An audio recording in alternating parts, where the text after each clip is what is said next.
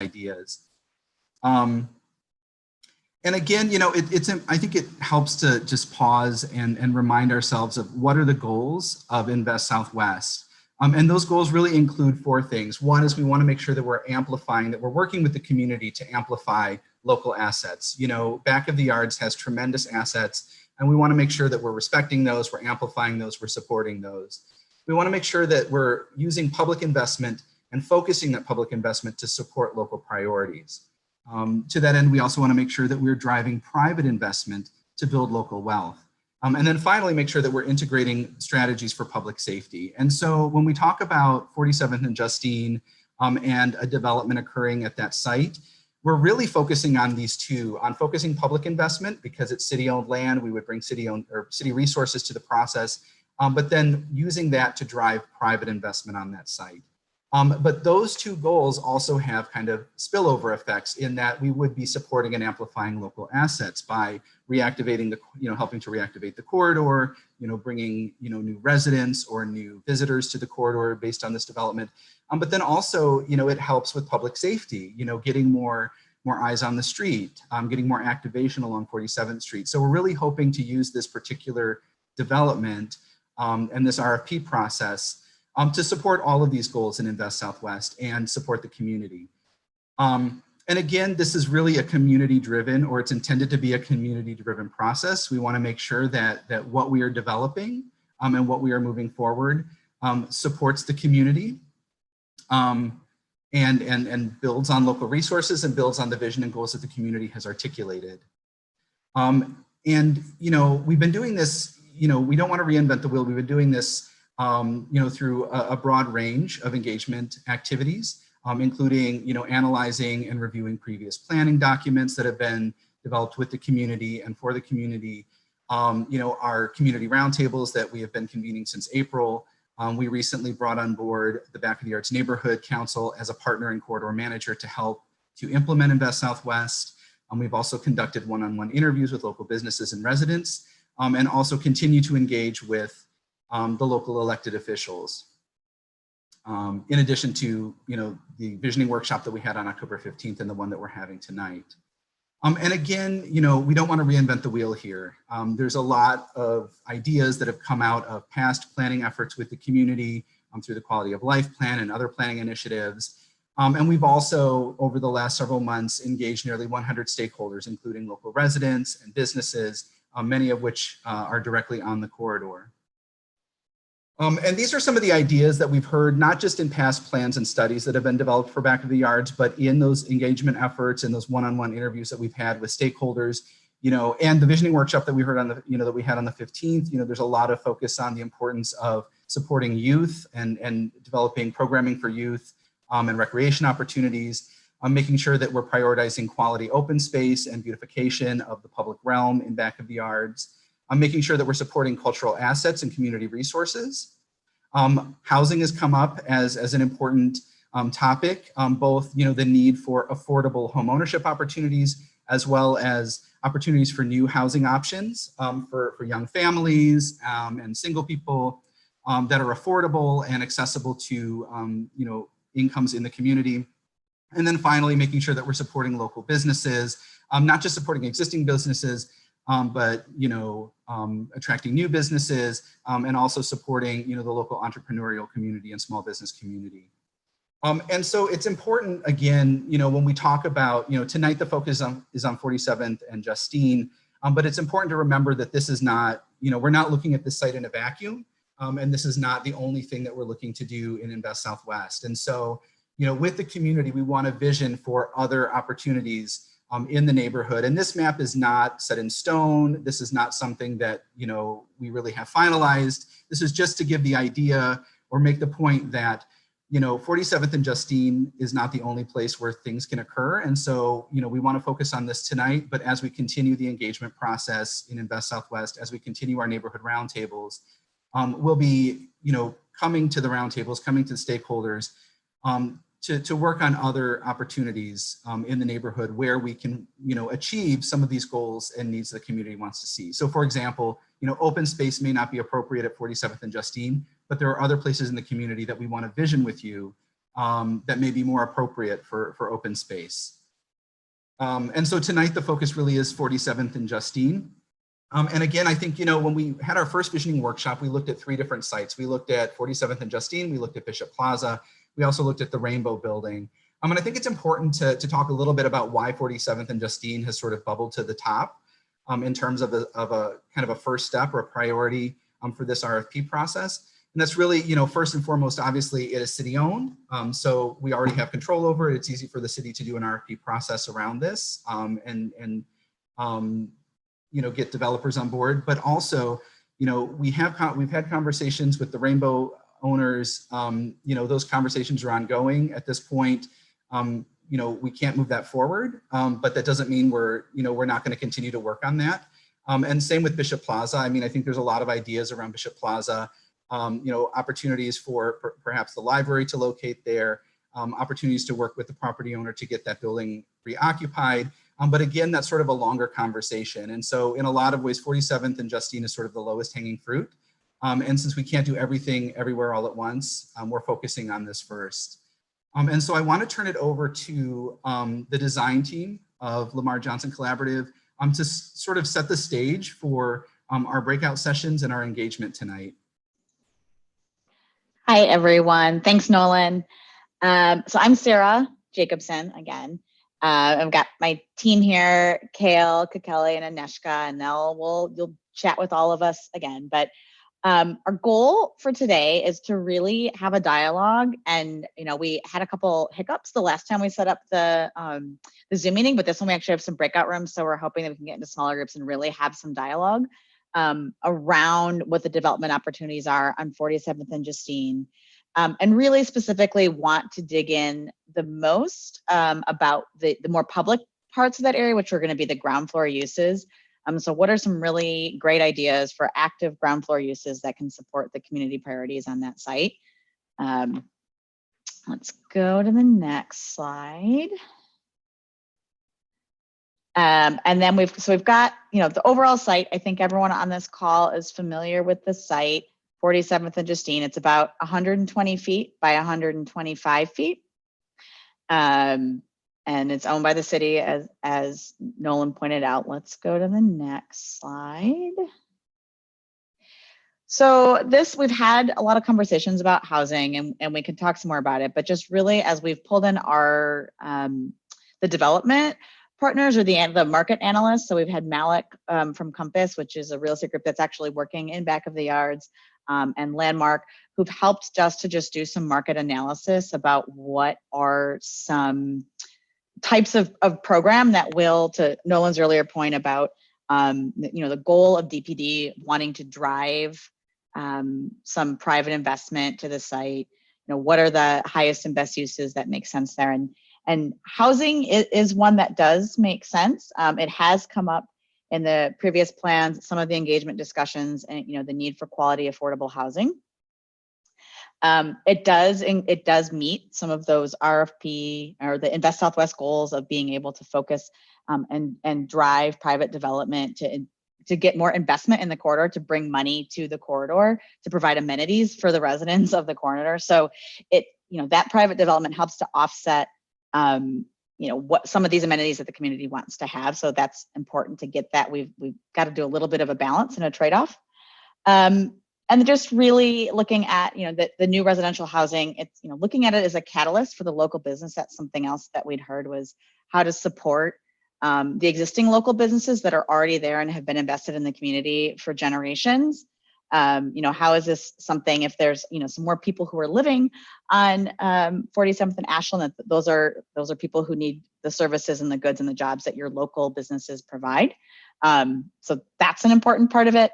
And that really want to make sure that the units that we're looking at and the target is based on what is needed for the residents of the community. We looked at the demographics of the community and make sure that the units that are provided or planned for are for the local residents and are not to be, necessarily to be bringing someone else in or to address issues of gentrification. So let's look at the next one. There's some of a little bit of the market stuff. So we won't you don't have to understand every part of this, but stuff that's important that's driving why the need for housing is just the median age of the existing housing stock in the neighborhood is over 120 years old. It's a very old, well-established neighborhood in Chicago.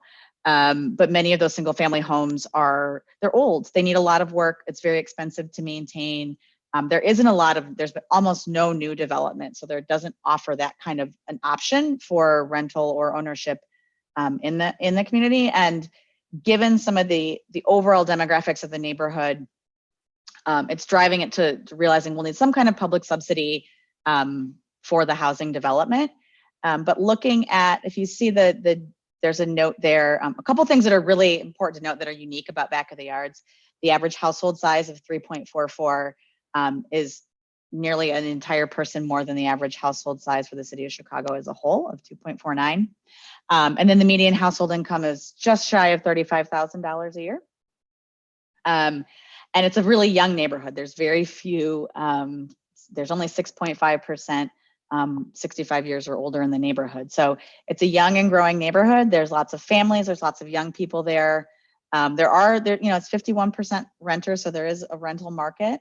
And a median income of $35,000. So looking at that market analysis, this on the bottom there, there's some numbers just showing in that income bracket, which is at the income of the median income in back of the yards, the number of households that are in there, which it meets a 60% AMI threshold, which is a housing affordability threshold. But there's over 2,000 households just in the back of the yards neighborhood. And looking at the statistics that we're looking at from the economic development standpoint, you can assume any number that there's about a need for at least 5% of that existing within there to feed the needs of that existing group. And so that's over 107 households. So we're not looking at providing even that full amount. We know that the point is just to prove that in the income bracket where you're at and where the types of residents that you have, just to meet the housing needs of your community, that there is at least a demand, even just at this income bracket, which is what we're looking at providing this kind of housing. All right. And I guess does anyone have questions on that? I know sometimes those are statistics we might be used to looking at, but I don't know if those don't make sense to anyone. So.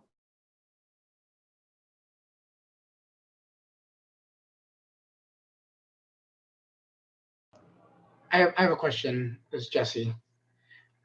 Just to clarify what the 16.10% of percent of household, what's that number mean? Oh, did my microphone stop working? We can hear you now. Okay, I don't know. I just got a little note that said your microphone stopped working. So sorry about that. Let's go to the next screen. Oh, Jesse had a question though about what is the 16.10% of households in this on the bottom? Oh, yeah, we just gave you one snip of the whole piece. So that is, even though the median income is 35,000, there are 16% are exactly in this bracket here. So there's the other percentages slide up and down, and but that's still a decent chunk of that. The majority are either this or the 16% up to 35,000. Got it. Anything else? Okay. So given with that, we heard loud and clear that there was really some concerns for the community about the density of housing on this site. So we did go back to the drawing boards to make sure that we could tighten this up a bit. We took out, we were able to play around with the unit sizes and the amount of space, the floor plans for the residential. So to get at least a floor out of the residential, and then took another floor out of the more public areas on the ground floor. So tighten the building up to get its height in line, to make sure that we were less than the Rainbow building on the corner and the Goldblatt Brothers building. So we're proposing a height that's less than what's already there. It is a little taller than the hotel, the Ashland Hotel, the SRO across the street from it. But generally, the density and the height of the building, taken some moves to get that more in line with what you're seeing along 47th Street. And the team, well, we'll jump into it quickly with the design team, but just this massing, and again, this is just a massing. We'll keep working on really what a design is, so things get, you know, we wouldn't propose something big and boxy like this. It's going to have windows. It's going to have some ins and outs. It'll have different materiality, but just really programmatically, you know, some residential units above a really active ground floor use, and that's what we really want to focus on today. And then also looking at ways that we can incorporate green space and get some parking for the units as well in the building. Let's go. Putting the parking. You might be able to see that actually here. It's on grade along the back of the building, so it would be accessible, covered parking. Oh, go back one slide. Sorry. And just what we're looking at is we talked before about how adding housing that will help to create some amenities. So making sure that you know, in these units, that would be a mix of 2 bedrooms, 3 bedrooms, 1 bedrooms, some efficiency, a mix of that, but making sure we've got family size units here as well. Also making sure that there is, you know, a quality open space that's provided, you know, that as an amenity, we'd recommend that there's some quality open space that's provided so that the residents have, you know, even if they're in apartment style space, that they've got a shared outdoor space that is, maybe they could have, we're showing the potential for maybe some community gardens there, or pollinator gardens, some youth spaces, so that there is something that's an amenity for the residents who are there. And then let's go next. So this is where we'll be kind of jumping into the discussion of how do we make a really active ground floor. So this, the the view that we're looking at right now is just the ground floor plan, a diagram of that. So you've got 47th Street and we've got Justine Street. And there's, you know, the parking, we'll have some handicap parking spots. We can probably add a few more spots there, but we know that a building's going to have some mechanical space, and we'll need to have a loading space for move in or move out, or for whatever the commercial or community uses may be facing the street. But we had a whole bunch of different conversations from a lot of different individuals on community feedback of the different kinds of functions or programs that you might want to see in the community. So specifically things that could be around job training or workforce development, uniquely sort of maker space with retail or dining, which is, we might need a little explanation. That's the kind of spaces where, Jesse, I might use you as an example, but back of the yards coffee. They could if they had a space where they could roast their own coffee, but they could have some retail space in the front where they could sell the coffee, as well as their offices and some of their training spaces that they might have too. So there's a handful of different kind of unique businesses in back of the yards who actually are making a tangible product that someone could eat or you might sell on site. We'd heard about maybe the need possibly for a mental health center, for more restaurant or dining options, more sit-down dining options. There are a lot of restaurant options west of Ashland, but maybe not as many on the east side. Things that were kind of athletic, or a dance studio or fitness studio, or some sorts of spaces that were about recreation and activity. Martial arts was kind of the same piece. And then there's a host of, there had been some comments of what would the retail leakage reports indicate, or the kinds of businesses that weren't currently in the community. And even some of the community members had said, hey, you know, I can get all my basic needs in the neighborhood, but I drive a little bit further away to go shopping for some clothes or other kinds of stores. And so some of those, the more specialty stores are the ones that the retail leakage reports indicated there was demand for. And we've just given a couple examples here. There definitely could be other things. There could be a toy shop or a pet store, or other kinds of specialty clothing items like that.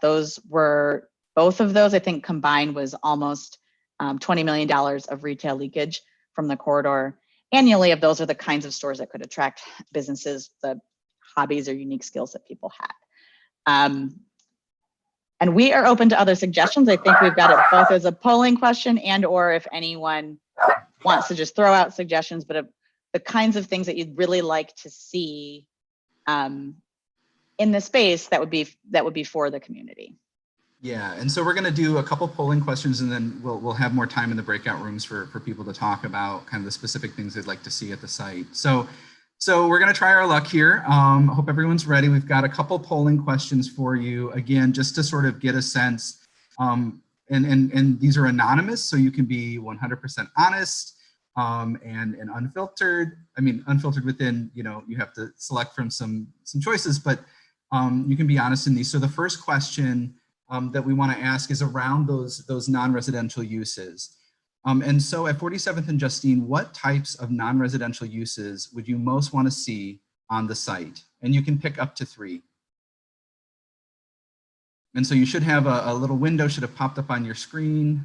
I see some results coming in right now. I'll give everyone a few minutes to take a look. We've got job training and workforce development. We have maker space or incubator space. We have a mental health center, retail or dining, dance or fitness studio, general retail, or there's an other. And if you choose other, we may call on those 2 people at this point to say what that other thing is.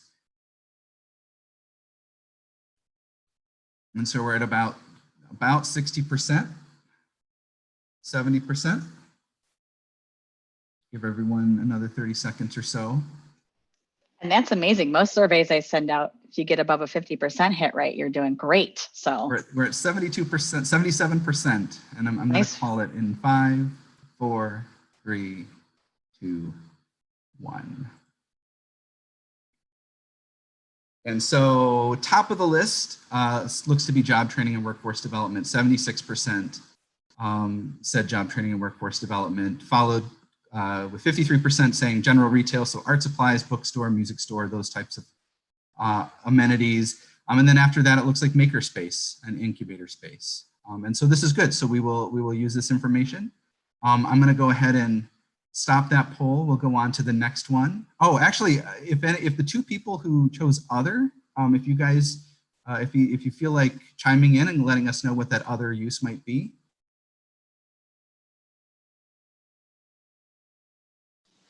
This is Claudette. I'm thinking more like development of like cultural arts, not necessarily the dance studio, but a flexible space that can be utilized different ways.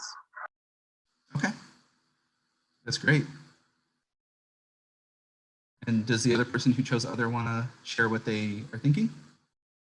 Don't have to. Going once, going twice. Maybe it just showed up in the chat. Back to the Arts Coffee Shop. Okay.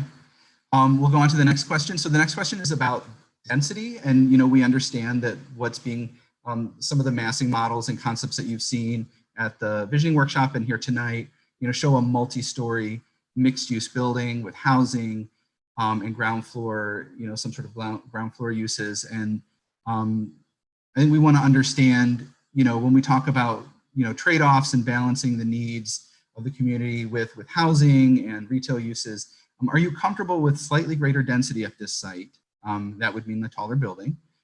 If it provides housing that is accessible to the neighborhood and supports other community serving uses.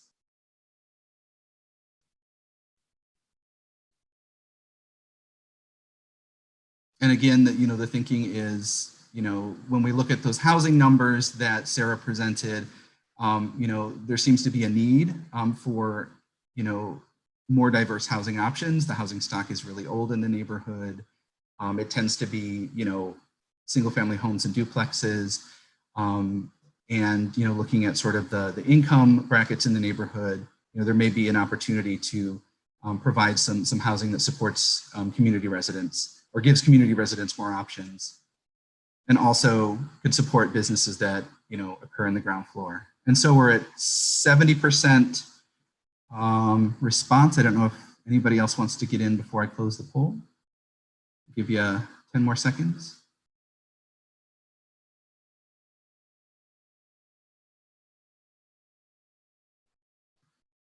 Okay. And so we're looking at a plurality of folks would be comfortable seeing greater density on the site if it meant that we could have some of those amenities provided there. 35% say no, 18% are not sure. Maybe that's something we can talk about in the breakout rooms. And I'll go to the final the final question, and this is something I didn't mention when I was sort of fumbling through my introductory slides, but again, when we look at 47th and Justine, we're not looking at it in a vacuum. I think there has to be a recognition that we can't achieve everything on that one site. Everything the community wants to see, but that doesn't mean we're not still having conversations with partners, with elected officials, with stakeholders around how we achieve or provide some of those other things that the community wants. And so one of the things that came up loud and clear at the visioning workshop on the 15th was that folks want to see a standalone library. And we continue to have conversations with the public library staff around where an appropriate location for that would be, what fits their needs, how do we keep that in the community? And so we just wanted to ask the question again, just to say that, we haven't forgot about it. While it may not be able to be accommodated at 47th and Justine, how important is having a standalone public library in back of the yards to you?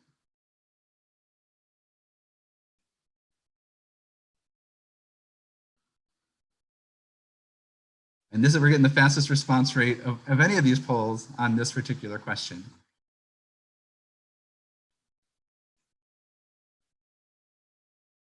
And again, I think this will help us with our conversations with the public libraries as we try to identify a location for them. And so we're at 73%. We'll give it a couple more seconds. Did I hear someone? I was just going to say you probably won't see any more votes because the design team will not be voting. That's why that's why we keep stopping at 73%. Okay. Yeah. So pretty clear that it's very important to folks in the community. A few are happy with it in its current location. No one said it's not important at all. So I think that's sort of clear to us that we need to continue to make this a priority as we have conversations with them and other partners. So this is great. So with that, I am going to turn it over to the design team. We're actually going to break into breakout rooms. Let me just make sure before I send us to our breakout rooms that everyone is sort of accounted for. So no one's kind of sitting, in an empty room being quiet.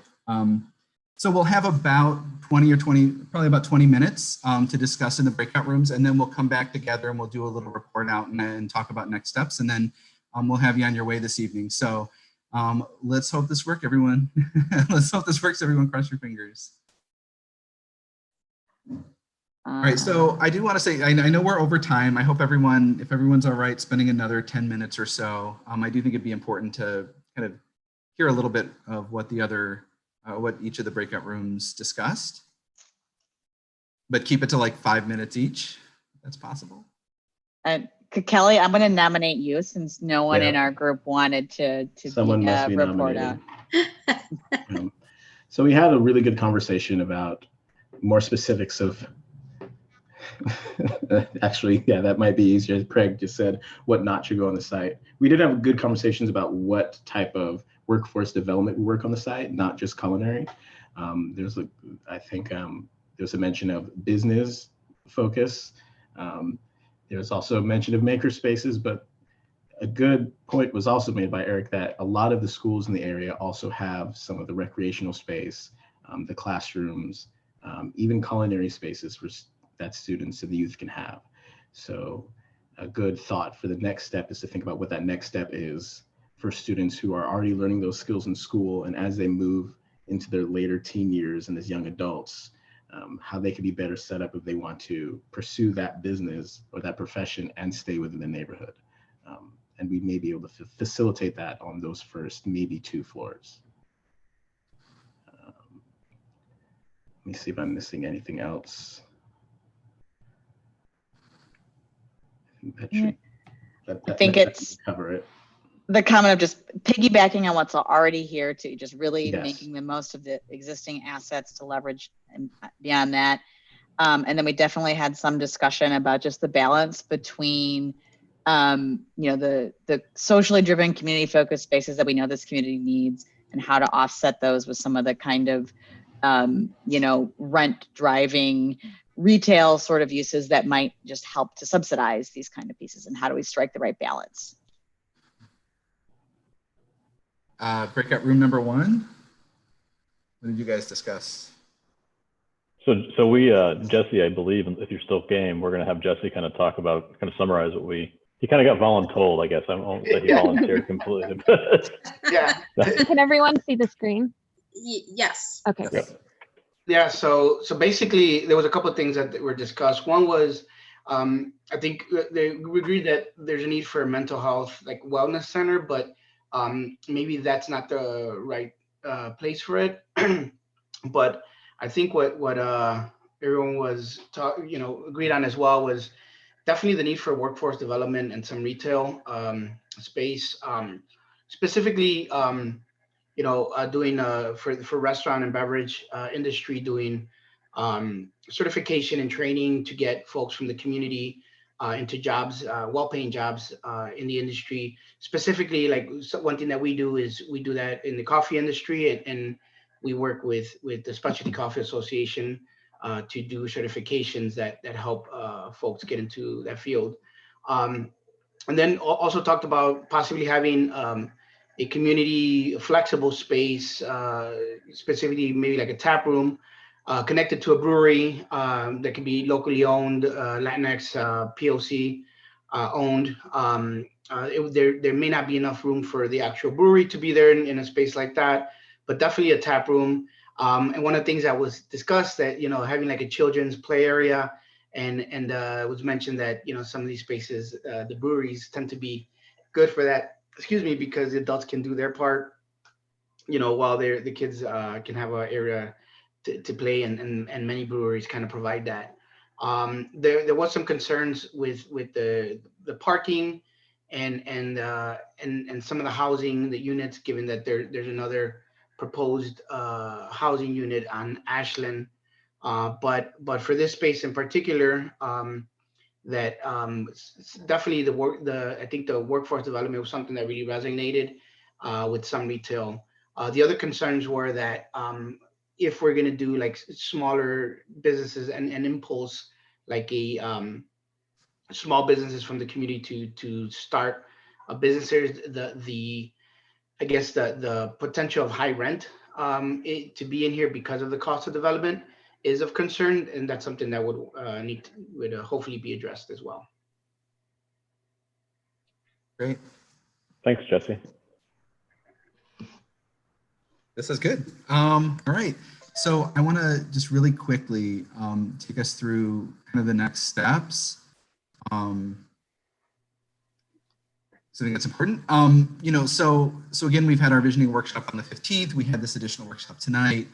The goal between now and the end of November is that we will work to, incorporate all of the kind of the feedback and ideas that we've heard here and on the 15th and at the October Roundtable into a draft RFP.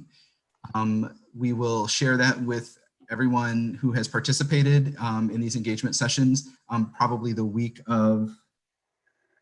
before Thanksgiving, a week in advance of the November Roundtable.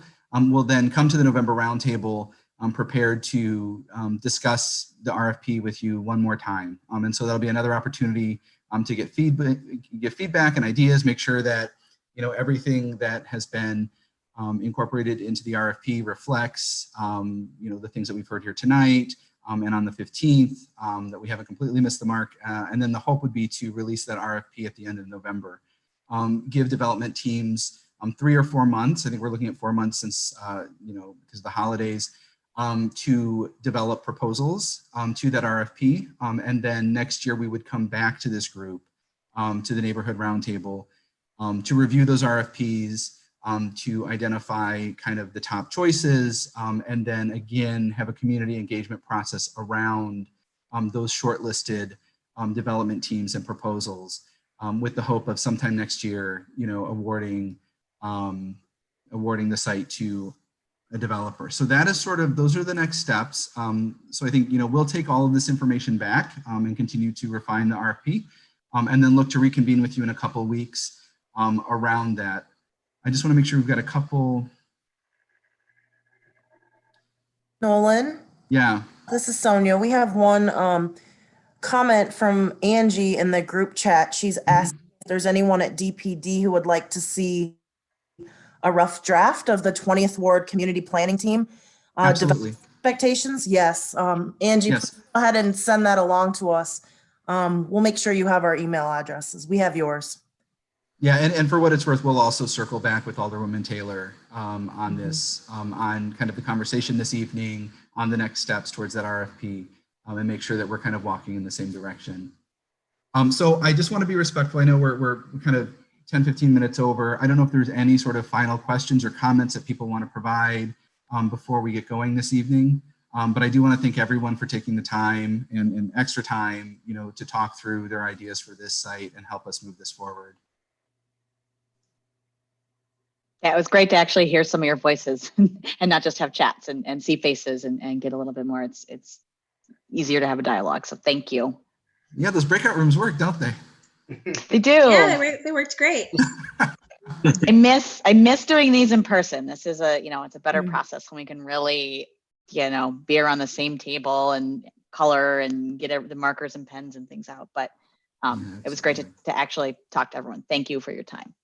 All right. So hearing and seeing nothing else, I'm going to thank you all again for taking time this evening, and you will hear from us very soon.